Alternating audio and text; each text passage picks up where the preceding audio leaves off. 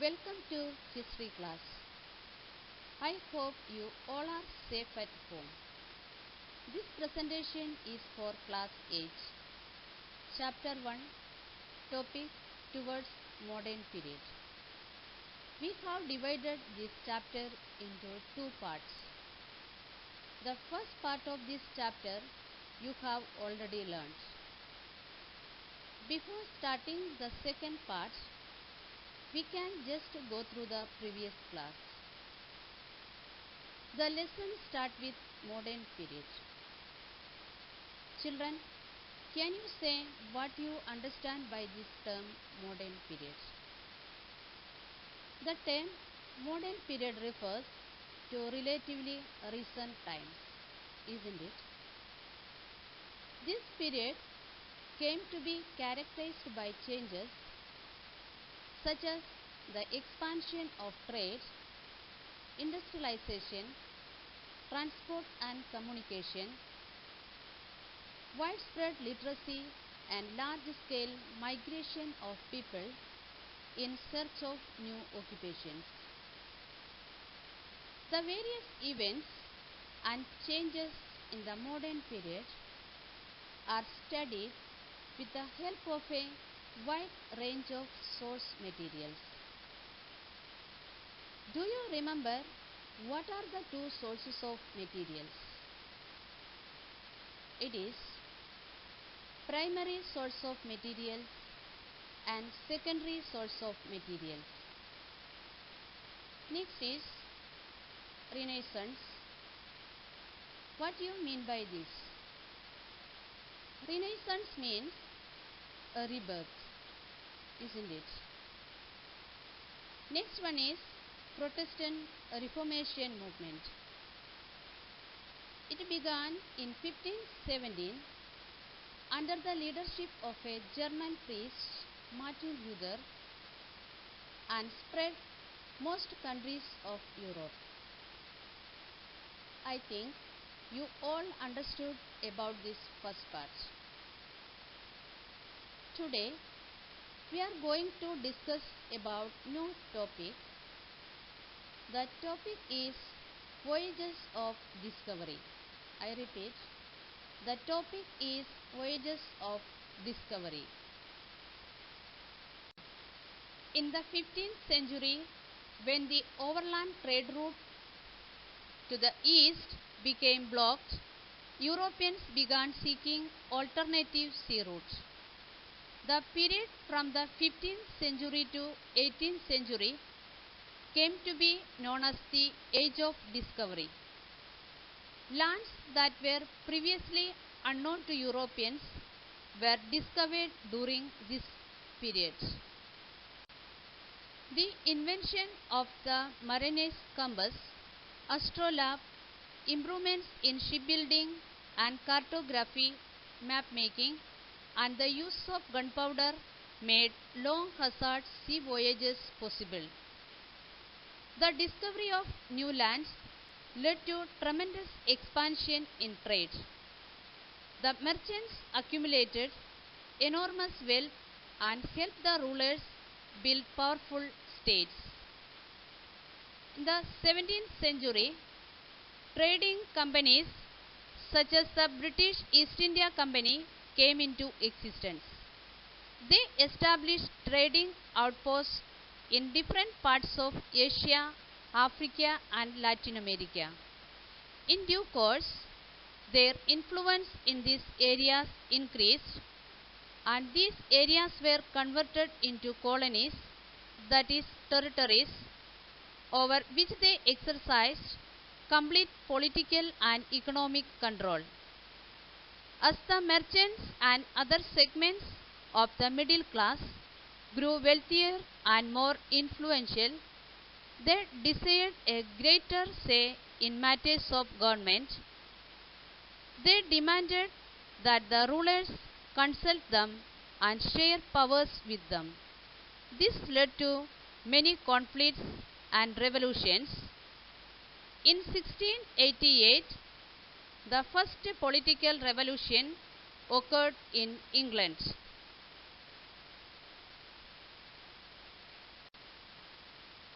Next is the Industrial Revolution. The rapid development of industry, the late 18th and early 19th centuries, brought about by the introduction of machinery, is known as the Industrial Revolution.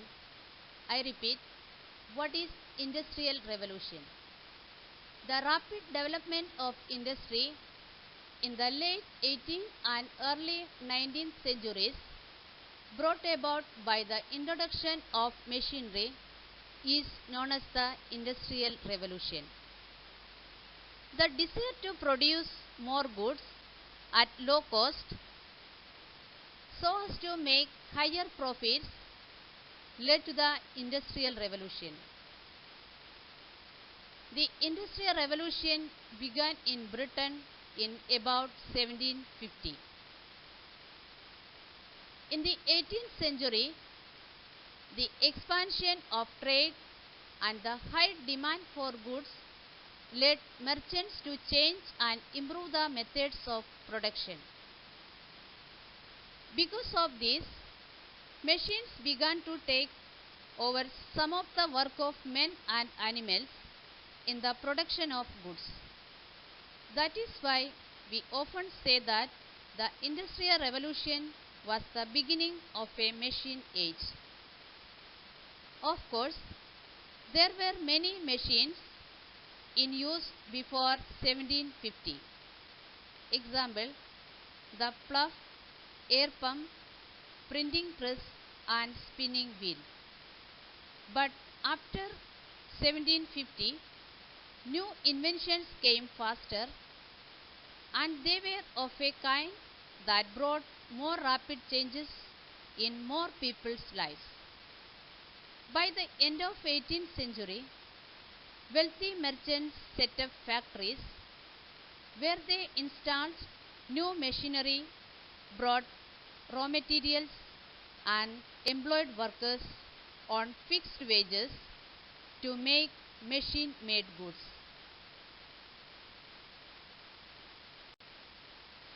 The Industrial Revolution was characterized by the use of steam power, the growth of factories, and the mass of production of manufactured goods. Industrial Revolution marked the beginning of modern age. In 18th century, the domestic system had become obsolete. It started giving way to a new system called the factory system. In place of simple tools and the use of animal and manual power, new machines and steam power came to be increasingly used. Production was now carried on in a factory in place of workshops in homes with the help of machines in place of simple tools. Facilities for production were owned and managed by capitalists, the people with money to invest in further production. Everything required for production was provided by the capitalists for the workers who were brought together under one roof. Everything belonged to the owner of the factory, including the finished products, and workers worked for wages. This system, known as the factory system, brought on the Industrial Revolution. Now let's see causes of the Industrial Revolution. Here I am going to explain 5 main causes. First one is improvements in agriculture. What comes under this point?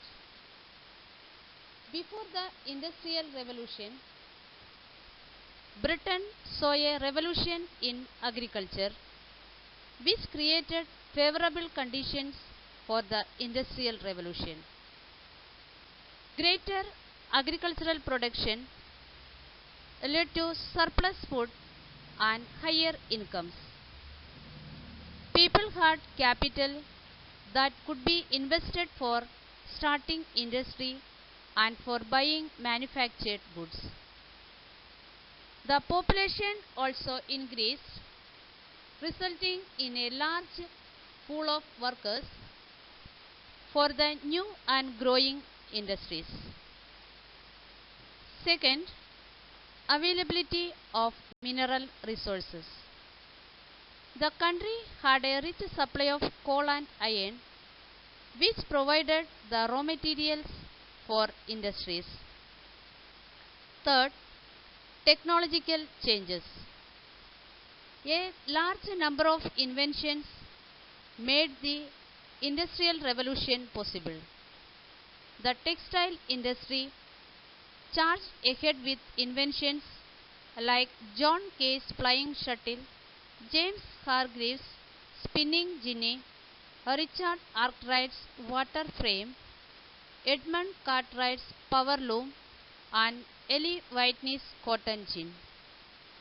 Inventions using steam energy further powered the Industrial Revolution. Thomas Newcomen devised a pump using steam power to increase the extraction of coal from mines. James Watt improved on it and invented the first steam engine in 1769. Besides being of great use of mines, steam power could be used for driving other machines as well. By the beginning of the 19th century, steam engines powered by coal drove the machinery in the production of goods. Next point, transportation. Britain had a good system of transportation by way of rivers, canals and roads. The use of steam power led to an increase in the demand and production of coal and iron. In 1829, George Stephenson designed rocket, considered the first modern steam locomotive. Following this, railroads became the preferred mode of transportation as they offered a cheaper and faster means of transporting goods and resources. The lower cost of transporting goods led to lower prices of goods and higher profit margins for industries. John Macdam introduced a new method of building roads using layers of small stones. These roads were called macadamized roads, and this method of building roads continues even today with little change. Soon a network of railways, macadamized roads, canals and telegraph lines improved communication and transportation. Fifth point, British colonies as suppliers and consumers. The conquest of territories and establishment of colonies in America, India and Africa came in very useful for Britain. As the country did not grow cotton, the colonies were made to produce cotton in abundance to feed the ever-growing textile industries. The colonies also became ready markets for the sale of manufactured goods. Now we are going to the last content of this chapter, Rise of Imperialism. What is imperialism? The policy or practice of a country extending its power by acquiring territories, colonies is called imperialism, or the practice of establishing a country's rule and dominions over the economic and political life of the people of another country is called imperialism. The imperialist country is called mother country, whereas the subjugated country is called colony. The Industrial Revolution created the need for a continuous supply of raw materials and new markets for finished products. The countries where the Europeans had trading outposts became suppliers of raw materials and the market for their finished products. After the Industrial Revolution, the European governments began to establish political control over these trading outposts. Imperialism generally involved the exploitation of the colonies for the benefit of the mother country. The natural resources of the colonies were brought to mother countries and finished products were sent back to be sold. To facilitate this, network of roads, canals, railways and telegraph lines were set up. Sometimes even education was introduced to help in administration. The main period of imperialism was from the 1880s to 1914. After Industrial Revolution in Europe, the leading industrialized countries such as England, France, Portugal, Spain and Germany established colonies in Asia and Africa.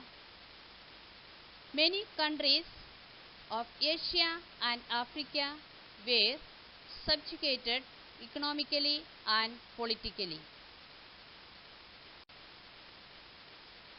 Now I am going to conclude this chapter with the impact of imperialism.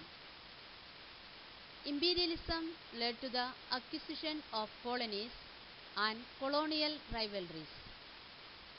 It eventually led to the First World War 1914 to 1918 and the Second World War 1939 to 1945. It also led to the development of infrastructure in colonies, although chief aim was exploitation of colonies. All important points of this part I mentioned in this video. Here are some exercise and short questions based on this topic which I have explained or discussed. Please do this in your copy. Fill in the blanks. A. The period from the 15th century to the 18th century came to be known as the Age of Dash. B. John Kay invented a dash. C. The Industrial Revolution began in Britain in about dash. D. The policy of a country extending its power by acquiring territories, colonies is called dash. E. Dash invented the first steam engine in 1769. Second, Answer the following questions. First one, what was the Industrial Revolution? Second, what do you understand by imperialism? Third, why did the period from the 15th to the 18th century come to be known as the Age of Discovery? Fourth one, what were the causes of the Industrial Revolution? Thank you. Have a nice day.